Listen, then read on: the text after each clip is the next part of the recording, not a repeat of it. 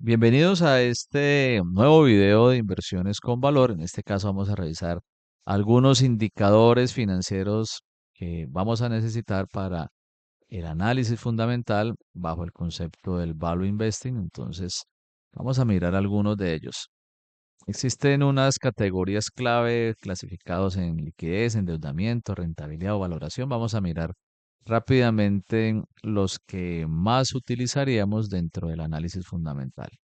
El primero de ellos es el de razón corriente o el current ratio, que tiene que ver con indicadores de liquidez. En este caso, lo que va a comparar este indicador, recordemos que una razón o un indicador financiero o una razón financiera básicamente o normalmente es dividir una cifra en otra para establecer una proporción o una relación entre distintas variables. En este caso, las variables están relacionadas en los estados financieros. Este indicador de razón corriente divide el activo corriente versus el pasivo corriente, es decir, trata de evaluar qué tan eficiente o qué tanta liquidez tiene la empresa que con sus activos corrientes pueda cubrir el total de obligaciones corrientes. Si vamos a la página de Stock Analysis, que es la que hemos venido normalmente utilizando aquí en Financials, y ingresamos acá al balance general, vamos a encontrar en el balance un total de activos corrientes o el total current assets y lo compara versus el total de pasivo corriente, que es este total current liabilities. Entonces, esta relación nos indica, o esa proporción, la capacidad que tiene la empresa para cubrir sus deudas de corto plazo con los activos corrientes o con los activos líquidos. Una relación de 1.5 o de más de 1 diríamos que podría ser una relación saludable. Es decir, si la razón corriente nos da 1.5, diríamos que por cada deuda del corriente, la empresa tiene 1.5 dólares para cubrir con sus activos corrientes esas obligaciones corrientes. A eso se refiere este indicador de liquidez. Entonces, si vamos nuevamente a la página de Stock Analysis, en Statistics vamos a encontrar, por ejemplo, en la parte inferior en Financial Position, vamos a encontrar el indicador de o el cálculo para la empresa que estemos analizando del razón corriente o el current ratio. Y en este caso el ejemplo nos da 2.44, es decir, que por cada dólar que la empresa debe de pasivos corrientes, de obligaciones corrientes, la empresa cuenta con 2.44 dólares de activos corrientes. Recordemos que los activos corrientes son absolutamente todos esos relacionados con caja, con bancos, inventarios, cartera, inversiones de corto plazo, entre otros. El Quick Ratio es similar a este indicador anterior del Current Ratio, es la misma estructura, lo único es que en el Quick Ratio no vamos a tener en cuenta todos los activos corrientes, sino solamente los que son más líquidos, es decir, básicamente caja, bancos e inversiones corrientes que se puedan fácilmente convertir en efectivo disponible en un trimestre. Vamos a colocarle ese por ponerle una cifra. Entonces sería este, por ejemplo, ¿cierto? Básicamente esas cuentas, las del Quick Ratio, es decir, es mucho más exigente el activo corriente, es decir, no tenemos todos los activos corrientes, sino nos quedamos básicamente con caja, bancos, y eso hace que el indicador del current ratio sea mucho más exigente en cuanto a la liquidez, porque eso significaría que solamente con lo que es efectivo, equivalente efectivo, fácilmente convertible en efectivo, excluyendo inventarios, carteras y otros activos corrientes, ¿con cuánto nos quedaríamos para cubrir las obligaciones de corto plazo? Ese indicador también en Statistics lo podemos mirar aquí calculado aquí en Stock Analysis. Entonces aquí lo tenemos. 1.89. Observe cómo baja de 2.44 a 1.89. Es decir, que la empresa aún descontando algunas cuentas del activo corriente que no son, o mejor, para explicarlo, que una vez nos quedamos solamente del activo corriente con caja, banco disponibles o aquellas cuentas de activos muy corrientes, muy líquidos, el indicador pasa de 2.44 a 1.89, es decir, que tiene una buena liquidez la empresa para poder cubrir sus obligaciones corrientes con lo que son sus activos corrientes.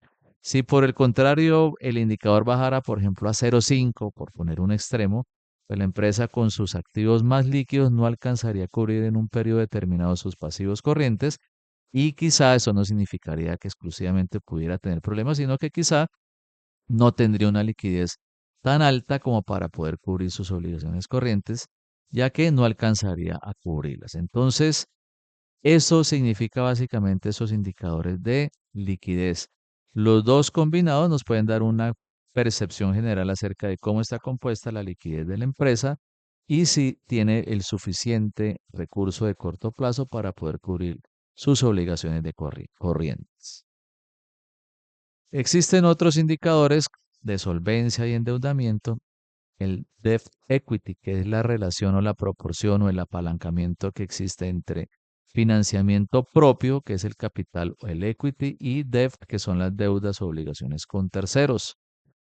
Una relación baja, es decir, inferior a 1, 0,8, 0,5, entre más baja, significa que la empresa acude menos a deudas u obligaciones con terceros y podríamos entenderla como una empresa que maneja su estructura de endeudamiento de forma razonable. Entonces, en el caso del ejemplo que nos da un ratio de 0,5, significa que por cada peso o por cada dólar que tienen los socios o dueños de la empresa en el capital, solamente hay 50 centavos de dólar en deudas o obligaciones. Aquí también lo vamos a poder observar en el stock análisis y observe que aquí aparece el debt equity. En el caso de este ejemplo nos da 0,16. Significa que por cada dólar que tienen invertido los socios o los dueños de la empresa en la misma, se financian a través de terceros solamente con 16 centavos de dólar. Entonces, ese es un indicador muy importante porque vamos a seleccionar empresas normalmente que tengan bajos niveles de endeudamiento y en este caso específico, pues el 0,16 nos indica que es una relación muy baja de endeudamiento. Este pudiera estar asociado, aunque no necesariamente directamente como de la misma categoría, sino que si tenemos una empresa o seleccionamos empresas con un debt equity bajo, pudiéramos entender que la cobertura de intereses debería ser alta. Vamos a explicarlo. Si una empresa tiene deudas bajas, se supone también que va a pagar intereses financieros o carga por intereses financieros de esa deuda muy bajos también y que con sus utilidades operacionales va a poder cubrir suficientemente en mayor número de veces esa, eh, ese endeudamiento o ese mejor intereses financieros pagados provenientes del endeudamiento. Vamos a colocarlo más fácil y lo vamos a explicar de la siguiente manera. Si tenemos un EBIT, que es decir, utilidad operacional antes de intereses y de intereses y de impuestos de 100,000 y los intereses fueron solamente de 20,000, si dividimos 100,000 en 20,000 nos da 5, es decir, que la empresa va a poder cubrir con sus utilidades operacionales 5 veces más los intereses o los gastos financieros de intereses. Recordemos que este bit es el Earning Before Interest Taxes, ganancias antes de intereses o de impuestos, es decir, lo que nosotros entendemos como utilidad operacional. Y aquí lo vamos a poder encontrar dentro de él, aquí lo vamos a poder encontrar dentro de también Financial Position en Stock Analysis. Observen la cobertura de intereses. Para el ejemplo nos da 71,32, es decir, que la utilidad operacional cubre casi 72 veces más los gastos financieros generados en un periodo determinado. Si nos vamos al estado de resultados, en Financial, nos vamos acá, el Operating Income, que es la utilidad operacional de 14,115, y observe que si lo comparamos con los gastos o el interest expense, o son los gastos de intereses, solamente fueron 189. ¿Esto por qué decimos entonces que guardan relación? Porque entre más bajo el debt equity, más bajo se pagan intereses, menos intereses se pagan, y es posible que este razón o cobertura de intereses sea mucho mayor o mucho más alto, y entre más alto, pues va a ser mucho mejor. ¿Por qué? Porque significa que la empresa va a poder cubrir con sus utilidades operacionales los gastos financieros derivados de esta deuda. Si tuviéramos un debt equity muy alto, vamos a suponer de 2, de 3 o de 4, es muy posible entonces que los gastos por intereses sean muy altos también, y entonces el indicador de cobertura de intereses sea cada día o cada año más bajo. Vamos a suponer que pasamos de 70 del ejemplo, pasamos a 5. Es decir, que con la utilidad operacional solamente podríamos cubrir hasta 5 veces los intereses o los gastos pagados por intereses. Vamos a mirar el del ROA, que ya es un indicador de rentabilidad. En este caso, el ROA traduce el Return on Asset, que es el retorno o la eficiencia en el uso de los activos o la capacidad que tienen los activos totales de generar utilidad. Recordemos que los activos totales están en el balance, eso lo explicamos, la estructura tanto del estado de resultados, del balance y del cash flow en videos anteriores. Entonces, en el balance general vamos a poder mirar aquí el total de activos, y este total de activos se compara con una cifra del estado de resultados, que es la utilidad neta, en este caso el net income, o sea, la capacidad que tiene la empresa de generar utilidades con sus activos totales. Entre más alta el ROA, significa que le está la empresa generando o está utilizando de manera mucho más eficiente sus activos para generar utilidades. En últimas, recuerden que el total de activos son decisiones de inversión. Si las decisiones de inversión, es decir, de tenencia o de tener activos, va mejorando las utilidades, significa que está utilizando de manera eficiente esos activos a los cuales está haciendo inversiones o invirtiendo en esos activos. Entonces, si una empresa tiene 10 millones en activos y genera una utilidad neta de 1 millón, entonces podríamos decir que tiene un ROA del 10%. Dividimos 1 millón, lo dividimos en 10 millones, utilidad neta de un activos totales nos daría un ROA del 10%. Eso significa que la empresa con sus activos está generando una utilidad neta de 10%. Si miramos la evolución de los indicadores en los últimos años, entonces vamos a poder entender si este ROA es positivo, si la empresa o la gerencia está destinando de manera adecuada inversiones en activos y le está generando un apalancamiento o una generación o eficiencia en la generación de utilidades. Aquí también lo vamos a poder mirar, este indicador de ROA. Para eso estamos mirando también el stock análisis, porque no hay necesidad de hacer los cálculos directos. Ya estas plataformas nos hacen los cálculos, y vamos a tener en la parte de Financial Efficiency, aquí en esta parte vamos a tener en este caso este ROA, que es del 14.89 para el año o el periodo analizado. Significa que el total de activos generaron, o del total invertido en activos, generaron una utilidad neta equivalente al 14.89% de qué? Del total de sus activos. Otro de los indicadores, digamos, bien importante es el ROIC, que este básicamente mide la rentabilidad del capital invertido, de todo el capital invertido. Entonces, aquí tiene un componente, y es que primero debemos mirar qué es lo que está comparando. Entonces, nos dice que lo que está midiendo, o lo que pretende medir, es el NOPAT dividido en el capital invertido. Aquí también lo vamos a poder encontrar en Financial Efficiency, aquí en el ROIC.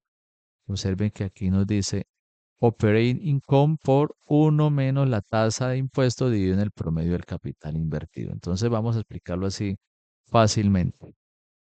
El NOPAT dividido en el capital invertido. Net Operate After Takes. O sea, cogemos la utilidad operacional y le restamos la tasa de impuestos. Entonces vamos a suponer que la utilidad operacional nos dio 200,000 y que la tasa o el tax es del 25% para este ejemplo. Entonces le restamos la tasa de impuesto. Entonces 200,000 por 1 menos el 0,25, le estamos restando la tasa de impuesto y nos quedaría un NOPAT que es la utilidad operacional una vez descontados los impuestos o la tarifa de impuestos de 150.000. ¿Y cómo calculamos el capital invertido? Normalmente ese capital invertido es un promedio de los últimos 2 años, por ejemplo, y tiene en cuenta entonces la deuda. Normalmente esta deuda se calcula es la deuda que tiene carga financiera, que tiene costo financiero, es decir, las obligaciones con bancos, las emisiones de bonos o de deuda, títulos de deuda. En este caso, bonos, por ejemplo, sería este total de deuda más el capital de la empresa, menos la caja o menos el efectivo que tenga en el periodo objeto de análisis. Entonces vamos a suponer que la deuda fueron 400.000, deuda financiera, 700.000 del capital contable que hay en la empresa, menos 100.000 que tenía en el momento de la fecha de corte de este análisis. Nos daría 1.000.000. Este sería el capital invertido. Si dividimos entonces el NOPAT en el capital invertido, es decir, los 150.000, dividido en 1.000.000, nos daría un 15%. Eso significaría que la empresa, por su capital invertido, estaría generando un rendimiento total de un 15%. Observe que aquí está teniendo en cuenta tanto la deuda como el capital propio. Este sería el capital invertido. Ese indicador es muy importante porque este indicador es el que nos determina si una empresa genera o no genera valor. Normalmente, si está superior al 10, al 11, al 12%, podríamos decir que es una empresa que genera valor, teniendo en cuenta el comparativo con el costo del capital, que es el WACC. Eso lo vamos a explicar más adelante, pero entendamos que el WACC es el costo promedio ponderado de capital, lo que le costaría o lo que le cuesta a una empresa tener como mínimo el dinero o el capital invertido en ella, versus lo que realmente genera o genera de rentabilidad invertida. Explicándolo de otra manera, sin ir con tanto tecnicismo, el WACC es lo que espera como mínimo que genere de rentabilidad un capital invertido, es decir, lo teórico, lo esperado, mientras que el ROI, que ya lo acabamos de explicar, es lo real, lo que realmente generó ese capital invertido. Entonces, el WACC podríamos ser como lo esperado, lo mínimo esperado, y el ROI, lo real, lo que generó realmente de rentabilidad de esta empresa. Cuando este ROI supera lo real, supera lo esperado, es donde decimos que la empresa genera o crea valor, que es un concepto, digamos, de EVA o valor económico agregado, que no viene objeto a este video, pero lo podemos asociar directamente a ello. Entonces, hasta aquí este video. En otro video vamos a explicar con más detalle otros tipos de indicadores, pero entendamos que el WACC es el costo promedio ponderado de capital. Si nos devolvemos aquí a la presentación, es la deuda tiene un costo, el capital tiene también, los dueños esperan ganar un rendimiento como mínimo por tener su dinero aquí en esta empresa o en la empresa que estemos analizando. Y si esto es 60-40, 70-30, 80-20, 80% deuda u 80% capital y 20% deuda, después se saca entonces el promedio ponderado que pesa más en cada uno de estos elementos del capital invertido y de esta manera calculamos el WACC. Entonces, el WACC por ahora lo único que nos interesa entender es que es lo mínimo esperado en el caso de la deuda, pues el costo financiero de los bancos, de las obligaciones y del capital propio, lo que esperarían ganarse en los socios o los dueños de el capital.